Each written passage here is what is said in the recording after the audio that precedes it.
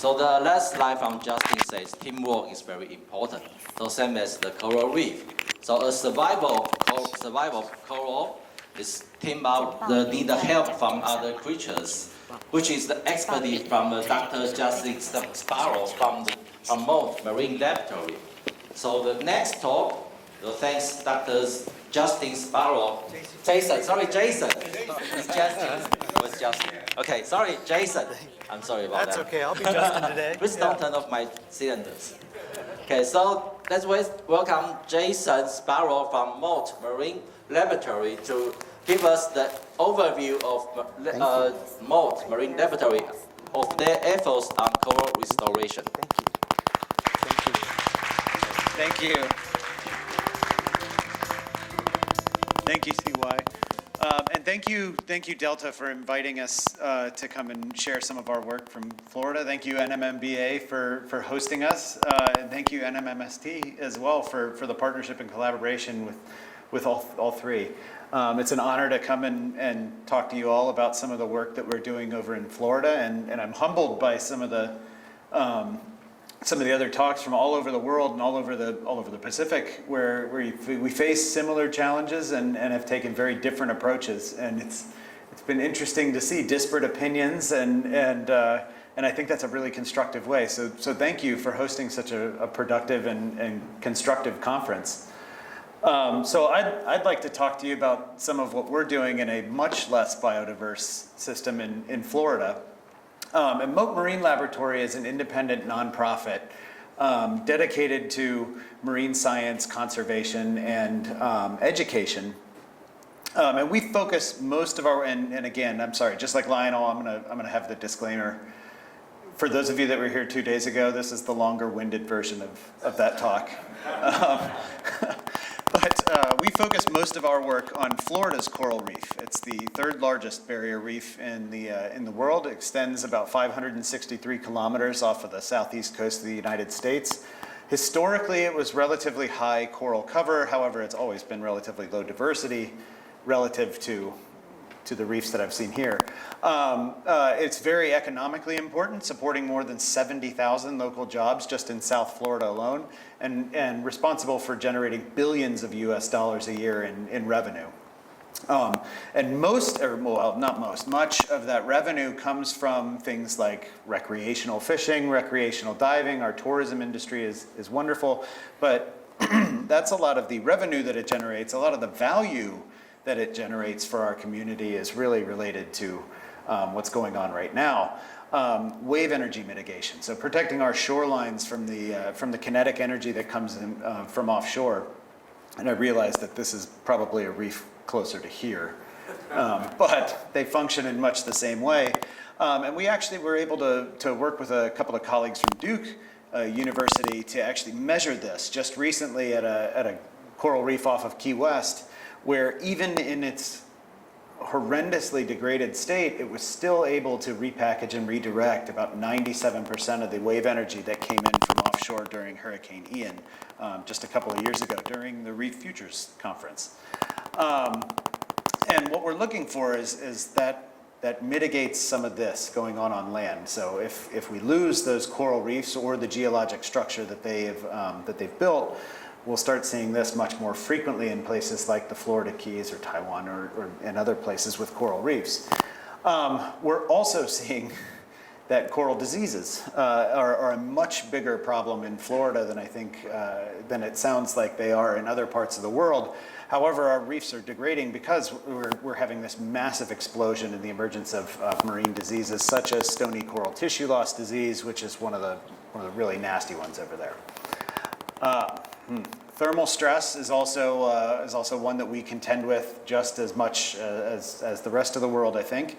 And 2023 was our big one. I've heard 2024 was the big one throughout much of the rest of the world. 2023 was the one that hit us right in the face. 2024 wasn't much behind that, but 23 was the really strong one. And we saw a massive effect of that marine heat wave in both the restored and the natural corals across the entire breadth of Florida's coral reef. We've also insulted our reef for many decades or centuries, really, with overfishing and coastal eutrophication. I won't mention what this is, but this is just off the reef off of Miami Beach, and that photo was taken in 2020 something. So it's very recent. It's continuous.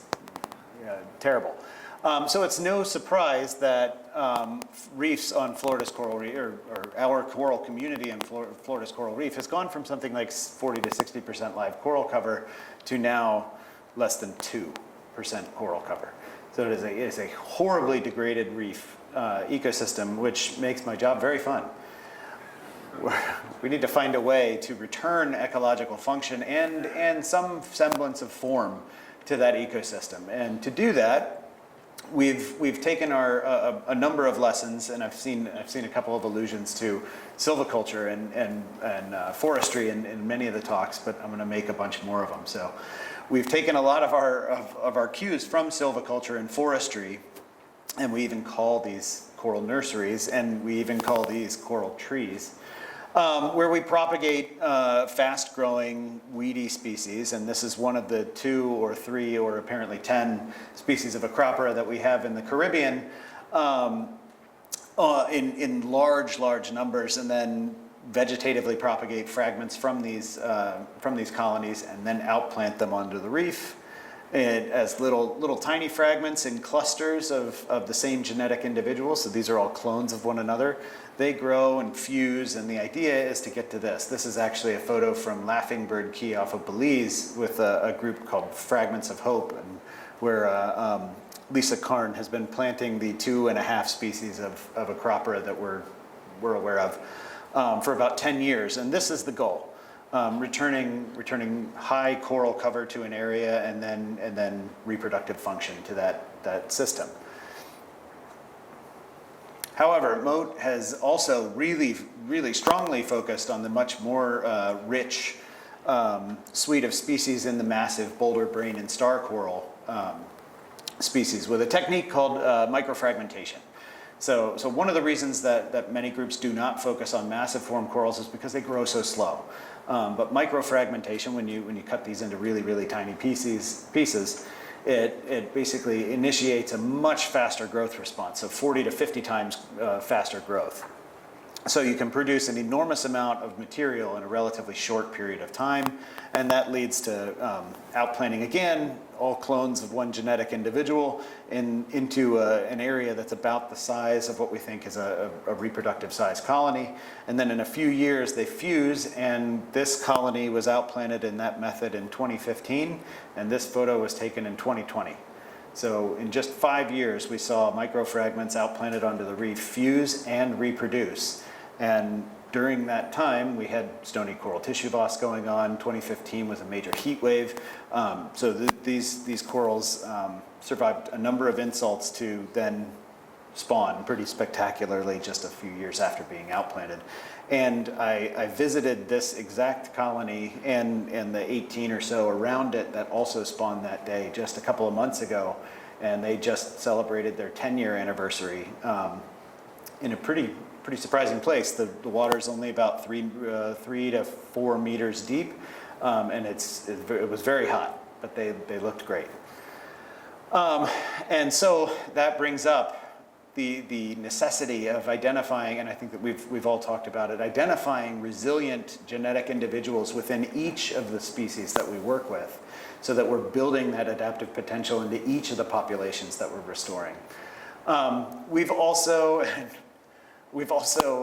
invested quite a bit in selective breeding. So taking those resilient individuals, so thermally tolerant, disease resistant, tolerant of ocean acidification conditions, and crossing those parents to produce offspring that have multiple traits and apparently no trade-off when you do so.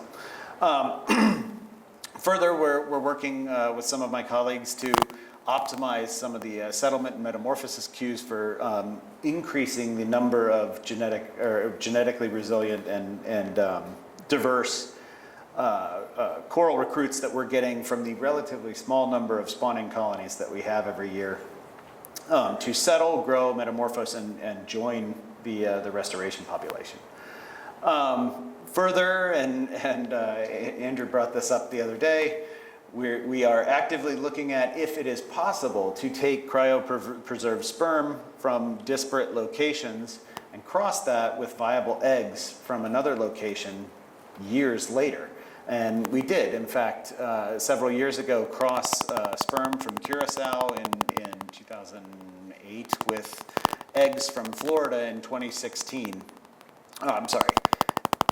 Sperm from Florida in 2016 and Puerto Rico in 2008 with eggs collected in Curacao in 2018, and we created a couple of what we call assisted gene flow corals. So these corals that had resilient traits identified in multiple disparate locations crossed with animals from a completely different region.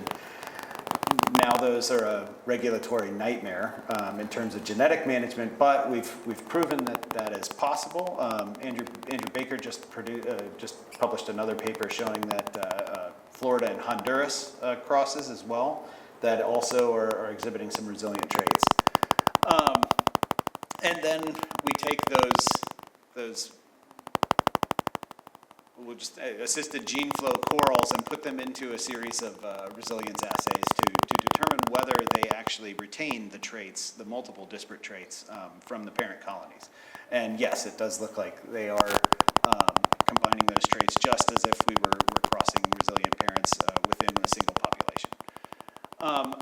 And then another thing that we're really focusing on is scale. So we can absolutely take each of these different challenges, identifying resilient individuals, crossing those individuals to make even more resilient or more complex, resilient and diverse individuals into the restoration population, especially among multiple different species. But then how do we scale that to the point where we're making these landscape scale interventions? And Florida's coral reef offers kind of a really convenient location to test these. One, it's a horrendously degraded reef, and two, we've got relatively ready access, as opposed, I feel for you, with the GBR being so far away from land. It takes me about 15 minutes to get from my house to the reef. So it's relatively convenient, and we can operate in a number of different places very frequently. So we have 92 permitted, roughly 3 square kilometer restoration sites, which amounts to about 250 square kilometers of restoration area along just half of Florida's coral reef, well, not even half. To service those locations, we operate 3 land-based coral nurseries, one here in Summerlin Key, where my office is, and then one here in Islamorada, one in Key Largo. And then each of those is paired with an offshore coral nursery, along with one down here off of Key West. But as we found very quickly over the years, that's not enough. So we're adding 2 more land-based coral nurseries to increase the supply of genetic material for restoration just in the Florida Keys. And those nurseries have helped us outplant a large number of corals over the years. We started outplanting with relatively few, just a handful of corals in 2008, and then we've rapidly increased the number of corals that we have outplanted onto Florida's coral reef over the last 15 years or so. And despite dealing with stony coral tissue loss disease, one of the most virulent and lethal diseases that we've seen in corals, and then Hurricane Irma, one of the strongest hurricanes to hit the islands since in a long time. Hurricane Ian, another really damaging hurricane for our reefs, and the massive marine heat wave of the last 2 years. We've still managed to outplant over 258,000 genetically resilient cultured coral colonies onto Florida's coral reef over that time. And we're set to increase that number dramatically over the next really 4 or 5 months, as soon as the temperatures get to the point where the regulatory agencies will let us put those out again. But we've approached that restoration through most of that time. So most of those corals that we've put out, we've approached much in the way that silviculture was taken, where you come in after a disturbance, you take a species and lay it out in relatively uniform distribution to create a forest where there once was one. but that's not a natural assemblage of species. So what we've done with corals in the past is take exactly that model.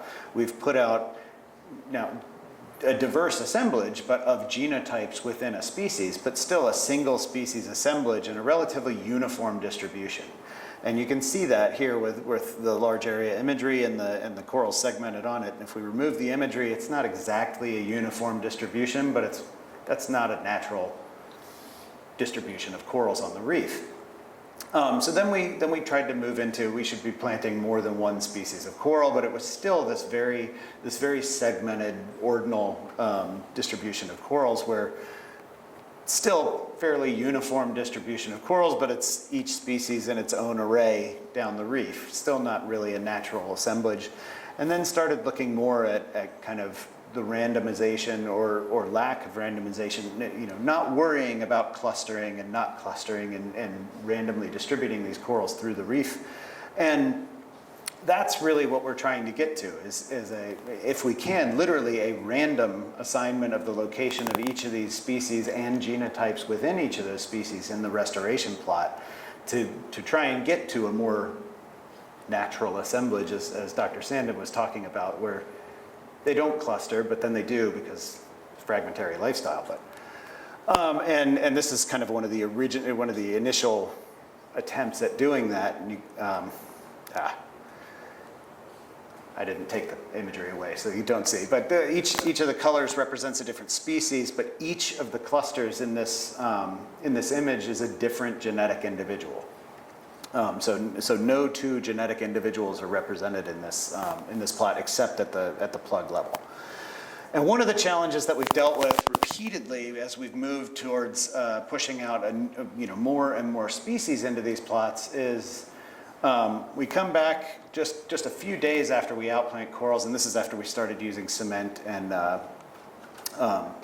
ceramic plugs here, and we found that these guys are eating every single one of the corals that we put out in some of these places. So we tried to look at, can we even go a step further and look at functional facilitation, and I realized that this is kind of unique to the southern United States. So I'll explain the analogy. This is a live oak, which is a primary foundation species, and then this stringy stuff hanging down is Spanish moss, which is actually a secondary foundation species. So the one facilitates the existence of the other, and then that facilitates a whole additional suite of species that couldn't live there with just the tree. So it's kind of a weird angle to try and say that we were trying to use one coral species to facilitate the survival, growth, and eventual fusion of another. By capitalizing on the growth form of, and I realize now that in many places around the Caribbean, the parrotfish aren't eating the massives. In many places around the Pacific, the parrotfish are going after the branching species. In the Caribbean, it actually, we figured that these branching species might actually serve as a physical barrier to the predation of our massive corals. And it looks very much like that is the case. So by outplanting branching fragments right next, and these are relatively small numbers, so 4,031 corals or plugs outplanted in the few events that led us to try this out, and only about 1,300 corals just a few months ago were outplanted in this experimental design using Acropora cervicornis as a predation deterrent. But you can see that survival changed just a bit. It was about a 20% increase, but there was a 60% reduction in the mortality that we observed, literal dead plugs, and then a 50% reduction in the number of plugs that were completely missing, that had been excavated from those clusters. So it looks like we can facilitate improved outcomes with some of our coral species by outplanting them in multi-species assemblages.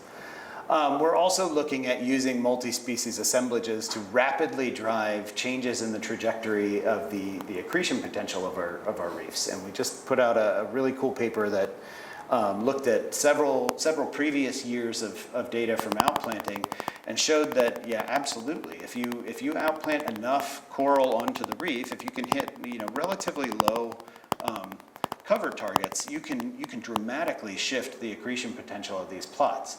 And what this is showing is where a geologic core was taken, and after that hole was drilled, it was filled with cement, which we were just talking about. It erodes a lot slower than the calcium carbonate matrix. And you can see that over 17 years since that core was taken, we've lost about 1/3 of a meter of the reef matrix to erosion. So we're looking at capitalizing on some of these species that wouldn't normally be used in restoration because they're doing so well. But we have lots and lots of them, much like Lionel was talking about corals of opportunity. We get those from bridge abutments and seawalls and things like that, where those coastal construction projects are required to remove the living coral cover from them. We said, bring them to us and we'll try using them as an erosion veneer. And that's where we're headed with this, is can we use some of those corals and just plug them onto the reef to rapidly increase cover with early successional species and drive a shift in the accretion potential of that plot. And then iteratively through time increase the genetic and species richness in those plots to facilitate some ecological succession. But we also have to deal with, and I've heard multiple people say algal turf, and yeah, we definitely deal with algal turf and everything else. So we get lots of upright, fleshy macroalgae. Florida's coral reef is almost depauperate of corals, but it is phenomenal growing environment for macroalgae and algal turf and long sediment-laden algal turf. It's an algal playground. So to facilitate any sort of recruitment on our reefs, we have to look at increasing grazing intensity. So the previously keystone kind of herbivore in the system was this Diadema antillarum, the long-spined sea urchin, very similar to the species that's here.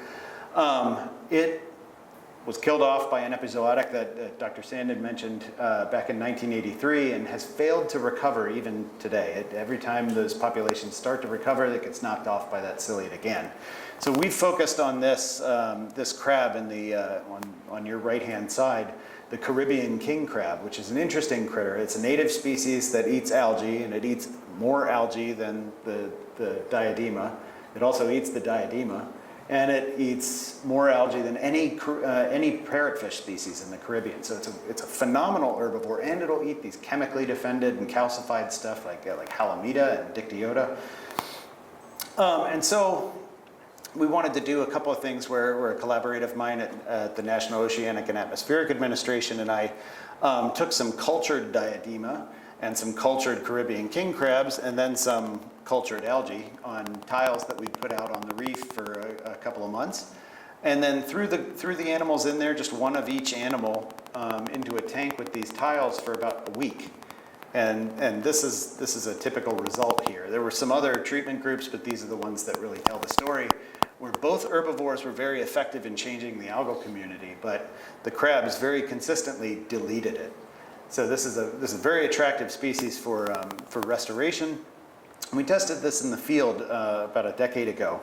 And chose some of these very, very algal dominant patch reefs in our lagoon, and threw some out there as controls. Some we added crabs at about 1 crab per square meter, and then some where we removed the algae and then put crabs on there to see if they could just keep it down. And then used a series of photoquadrats to monitor the change in the benthic community. And this is kind of a summary of those data here with algal cover on the vertical axis and the time points on the y, the horizontal axis. In the control, you can see that the algal cover was extremely high. Something between 60 and 90% of the reef surface was covered in late successional algal community, dominated by Halimeda. Just by adding crabs or by removing the algae and then adding crabs, we affected an 85% reduction in the cover of macroalgae on these reefs, which led to a 3- to 5-fold increase in the abundance and richness of reef-associated fishes, and more surprisingly and interestingly, a 2- to 4-fold increase in the recruitment, not necessarily the settlement, because this was only 2 years after that. After those experimental treatments were applied, and just like Dr. Sandin was mentioning, we defined juvenile coral as between about 1 and 5 centimeters. So these weren't weren't likely ones where we affected the settlement rate. It's likely all of these reefs were subject to the same larval supply. But 2 years later, there was a dramatic and very strong effect of the treatment groups on recruitment of those corals across many different taxa. So it's a great kind of application, and it adds this holistic component to the reef where, one, we can facilitate better outcomes for the outplanted coral by reducing coral algal interactions, but we can also develop habitat conditions that support the settlement and recruitment of the corals that we do get to spawn out on the reef. But they're few and far between. So we've had to develop a brand new facility dedicated to nothing but producing these crabs. And it turns out that producing enough algae to feed the crabs is really the bottleneck. So, which is good problem to have. We've got a lovely team that works with these critters and is producing, that facility is designed to produce 250,000 of these small animals every year. We're not there yet, but we're getting there.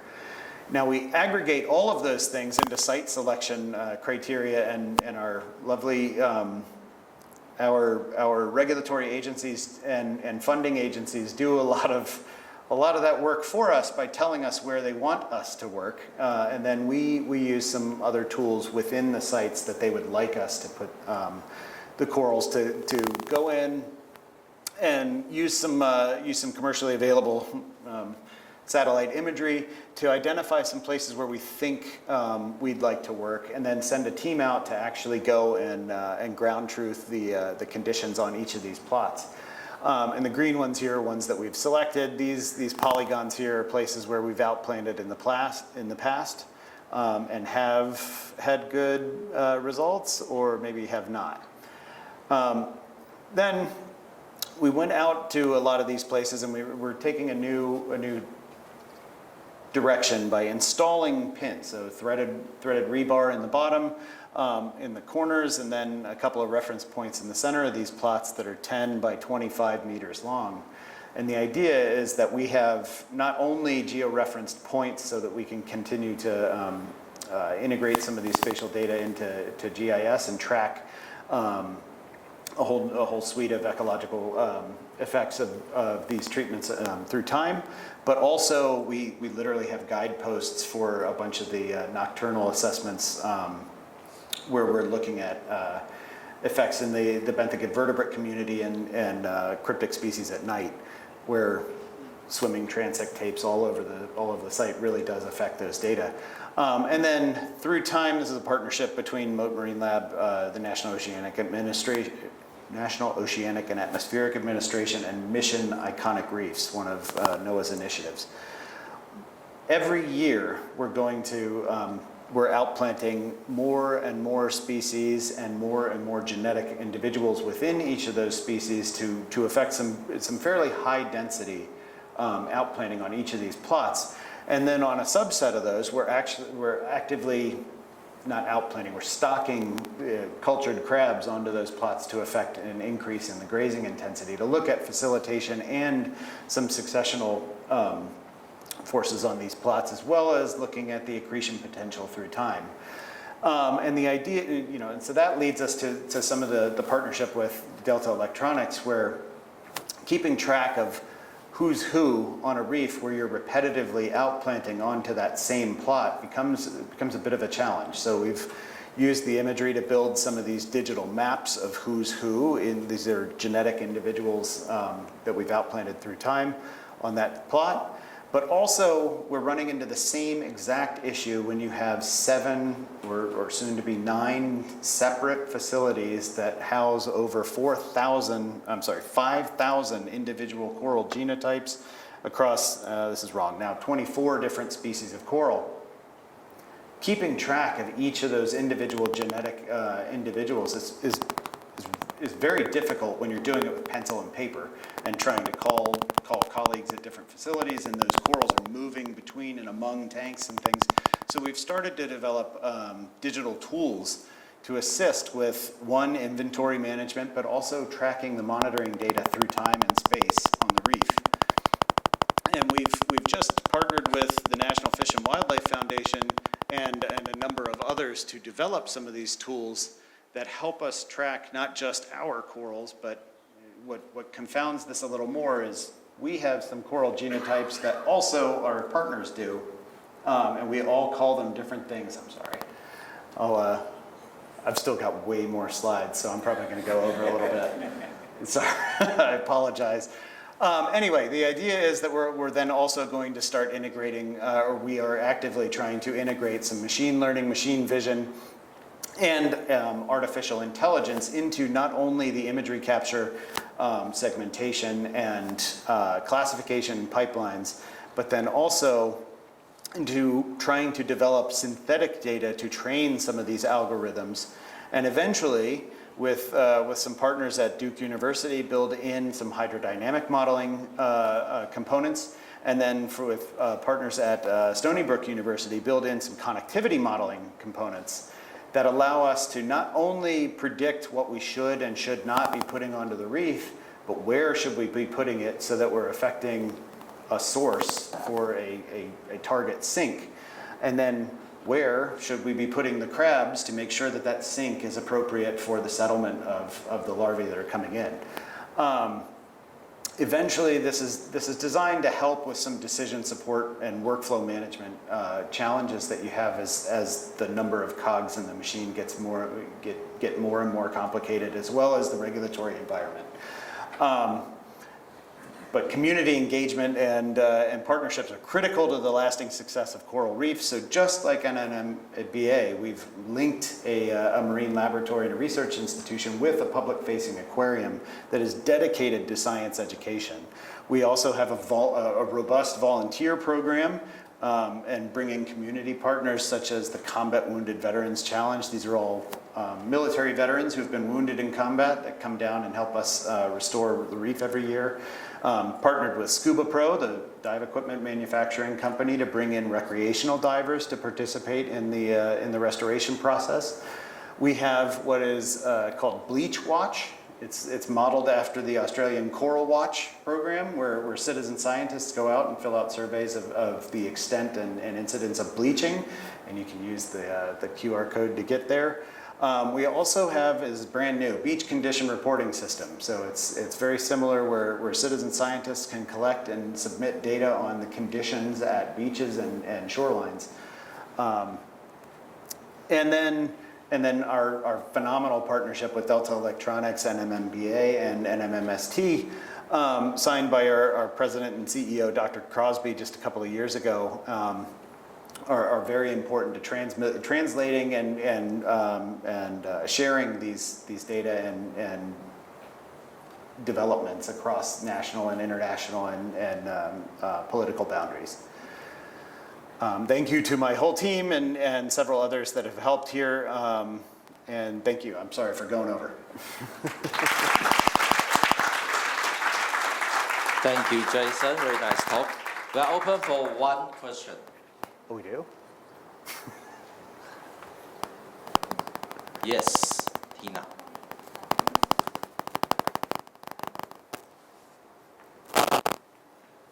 Hey, sorry. So what was the cause for the reduction of corals in Florida? And then how did you able to, like, what's the survival rate of your restored corals? Are they facing different challenges? So what were the stresses that caused the loss of coral in For Florida? the natural populations, and then how the restored ones can grow so well? Right. So what were the causes? Yes. Everything. Disease was a huge one. The loss of herbivore, the loss of a very critical herbivore allowed for a huge increase in algae across the system at the same time that diseases were really hammering through a whole suite of very major kind of systemic disease issues, knocked out a lot of the coral cover, and then that opened up quite a bit of coral algal interactions that drove a whole suite of things. There's everything under the sun, local pollution, diver interactions, anchoring things, ship groundings, chemical pollution. Anything that you can think of that's bad for coral has probably happened in the Caribbean and pretty repeatedly.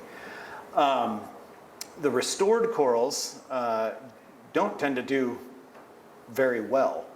And that's why we've really focused on some of these resilient individuals. So we've invested a lot of effort in genotyping every one of the almost every one of the corals that we have across all the different species. So we know exactly the identity of each individual in the sexual and asexual pipelines, and then we put most of those through a series of resilient screening assays to find the ones that are thermally tolerant, that are resistant to a number of different diseases, and then ones that can tolerate acidification conditions. And then that selective breeding program allows us to combine a lot of those adaptive traits into the next generation. And we've seen a lot of success with that, especially in the massive form species, the boulder brain and star corals, and in the acroporids up until 2023. And then there was a very strong selective force in that marine heat wave, and we did still find some very, very strong hallmarks of resilience in even the less resilient acroporid species. So I would say that at our 1 year kind of monitoring interval, we tend to look at about from anywhere from 60 to 90% survival. But survival's an awful metric. We're starting to shift towards living tissue area, which is a little more informative. But that marine heat wave changed the game completely, especially for the acroporids. Our massive form corals still seem to, even through the marine heat wave, we saw something like a 65% survival rate at the plug level. And even an increase in living tissue area across many of our locations across that area. So it's variable. It is site dependent. There's a lot of context dependence going on in survival in particular. But they do. By focusing on a lot of those resilient individuals and in some of these kind of facilitation experiments where we're looking at multi-species outplants, that there seems to be a positive effect. Does that answer your question?